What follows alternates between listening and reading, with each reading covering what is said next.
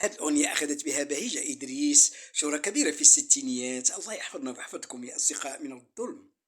يا قلبي ياللي انت مظلوم، ياللي انت مظلوم لله، قول لي بعده وشحال عندك من الهموم، وشحال عندك من الغدة، واللي يسرق لك النوم يا قلبي راه ما عندك بدا يا قلبي، واللي ما قتلك اليوم يا قلبي غادي يقتلك غدا يا قلبي. قلب المظلوم ديما مهموم، ديما مهموم ومكويا بالنار وعطشانة ومكويا بالنار،